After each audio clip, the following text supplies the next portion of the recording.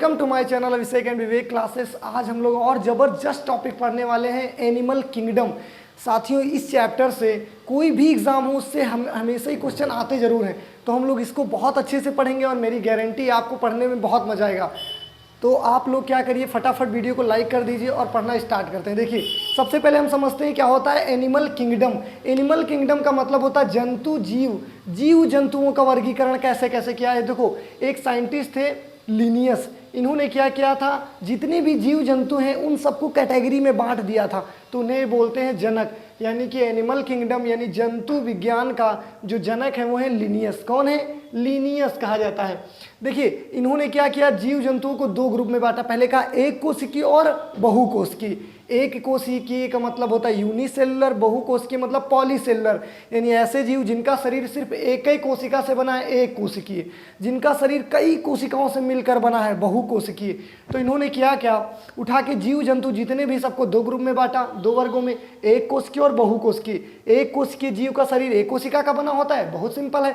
बहु माने बहुत से, यानी ऐसे जीव जिनका शरीर बहुत सी कोशिकाओं से बना, उन्हें क्या बोलते हैं? बहुकोशिकीय। अब इन बहुकोशिकीय जीवों को कई सारे अलग अलग वर्ग में बांटा गया है, उन्हें बोला गया फाइलम। हिंदी बायोलॉजी में देखिए संघ को बोलते हैं फाइलम। संघ प्रोटोजोआ, संघ पोरीफेरा, इन्हें बोलते हैं फाइलम। क्या बोलते हैं? संघ का मतलब फाइलम, यानी बहुकोशिकीय जीवों को कई सारे फाइलम में बांट दिया गया, तो इन्हें 10 फाइलम में बांटा गया है।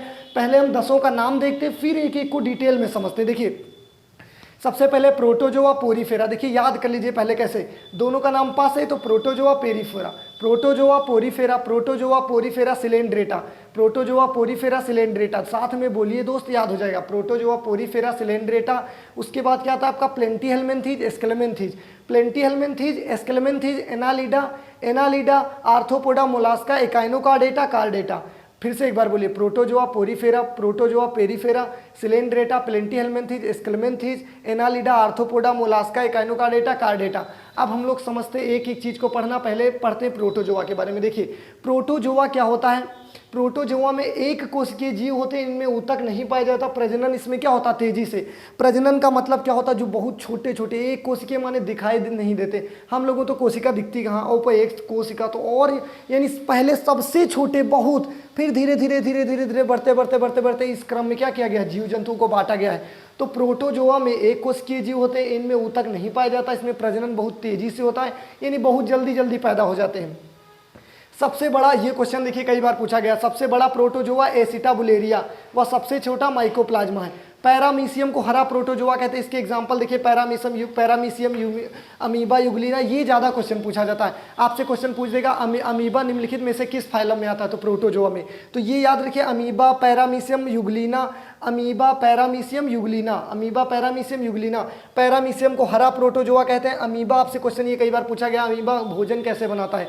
कूटपाद विधि द्वारा, यानी अपने पैरों द्वारा, कूटपाद विधि द्वारा भोजन ग्रहण करता है अमीबा। ठीक, अमीबा पैरामीशियम युगलिना, ये क्या हो गया? प्रोटोजोआ। उसके बाद समझते हैं पोरीफेरा। देखिए, ये बहुकोशिकीय होते हैं, मतलब देखो इनमें एक कोशिका थी, अब इनमें थोड़ी थोड़ी कोशिकाएं बढ़ रही हैं, मतलब ये थोड़ा और बड़े हो रहे हैं।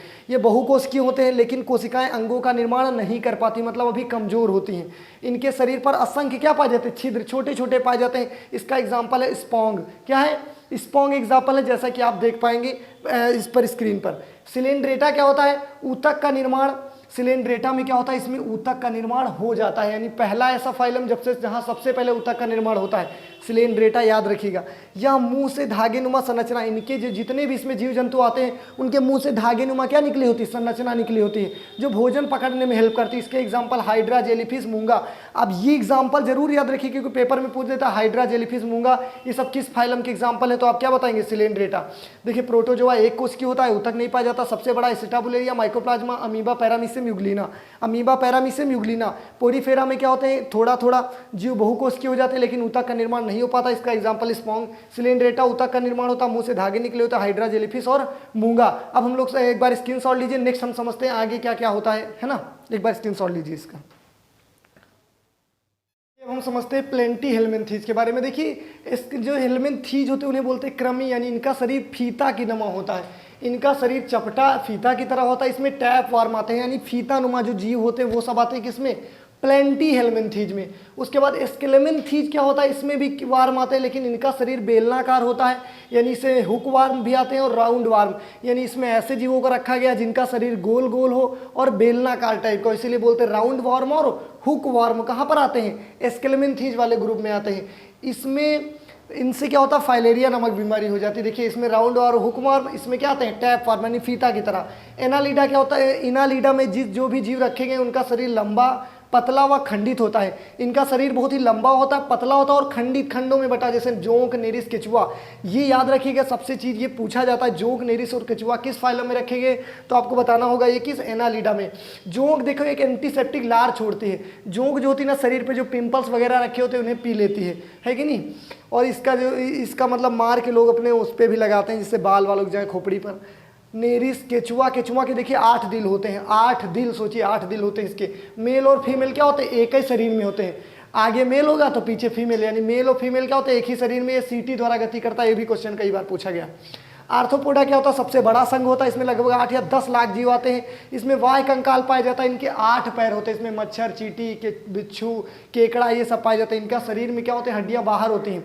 स्केलेटन सिस्टम में बताया था, बिच्छू, केकड़ा, मच्छर, यही बताइए सबसे ज़्यादा। आप अपने चारों तरफ देखिए क्या मिलेगा, मच्छर, मक्खी, यही सब तो दुनिया भर का तमाम सारा है। तो सबसे ज़्यादा कौन, सबसे बड़ा ग्रुप कौन होता है, आर्थ्रोपोडा। इसमें बहुत सारे जीव, लगभग 10 लाख जीवों को रखा गया है। मोलास्का दूसरा सबसे छोटा ग्रुप होता है, इसमें लगभग 8 जीव होते हैं। ये सब जलीय जीव होते हैं, इनमें वाह्य कंकाल तंत्र पाया जाता है, जैसे घोंघा, सीप, शंख और ऑक्टोपस। ऑक्टोपस को शैतानी मछली में बोलते हैं, यानी इसे क्या बोलते हैं हम लोग, डेविल बोलते हैं बहुत, क्योंकि चारों तरफ से क्या होता है, ऐसे ऐसे होता है, इसमें चारों पैर निकले होते हैं, चारों तरफ से ऐसे ऐसे। वो जब किसी चीज़ को देखता है तो वहीं में फंसा लेता है। इसीलिए सबसे ज़्यादा समुद्र में जो लोग जाते हैं वो मछली से नहीं डरते हैं, वो डरते हैं किससे, ऑक्टोपस से। बीच में गए तो फंसा के किसी को भी खा लेता है, इसीलिए इसे शैतान बोलते हैं, शैतान समुद्र का। घोंघा, सीप, शंख और ऑक्टोपस ये मोलास्का वाले में आते हैं। इकाइनोकार्डेटा, देखिए कार्डेटा का मतलब होता है रीढ़ की हड्डी। इकाइनोकार्डेटा में ऐसे जीव आते हैं जिसमें रीढ़ की हड्डी पूरी तरह से डेवलप नहीं है, पूरी तरह डेवलप हो गई तो कार्डेटा में। इकाइनोकार्डेटा रीढ़ की हड्डी पूरी तरह डेवलप नहीं होती है, शरीर पर दानेदार संरचना पाई जाती है इनके, जैसे इसमें स्टार फिश आती है इकाइनोकार्डेटा में। कार्डेटा में रीढ़ की हड्डी पूरी तरह से डेवलप होती है। इन्हें कई वर्ग में बांटा गया है, जैसे सरीसृप, उभयचर, स्तनधारी, मत्स्य, ये सब चीज़ें। मगरमच्छ, जैसे सरीसृप मतलब रेप्टाइल जो रेंग कर चले, मगरमच्छ, घड़ियाल, कोमो ड्रैगन, सबसे बड़ा सरीसृप कोमो ड्रैगन, याद रखिए। उभयचर मेढक होता है, उभयचर मतलब जो जल और थल दोनों जगह रहे। स्तनधारी में हम लोग आ जाते हैं, समझ गए बात कि नहीं समझ गए। तो ये हो जाता है हमारा एनिमल किंगडम। एक बार फिर से रिवाइज कर लेते हैं, protozoa, porifera, coelenterata, aschelminthes, platyhelminthes, annelida, mollusca, arthropoda, chordata, echinodermata, हो गया सारा, है कि नहीं। इस तरह से आपको पढ़ना, फिर आपको कई चीज़ें देख लेना, प्रोटोजोआ में क्या होता है, ये चीज़ें कैसे कैसे होती हैं। देखिए दोस्त डिटेल में पढ़िए, बहुत मज़ा आता है पढ़ने में। अब ये हो जाता है हमारा जूलॉजी यहाँ से खत्म, फिर हम लोग स्टार्ट करेंगे बॉटनी पढ़ना, कैसे कैसे उसमें क्या होता है उसके बारे में समझेंगे। देखिए दोस्त अच्छा लगे तो प्लीज़ लाइक ज़रूर कीजिए। Thank you everyone.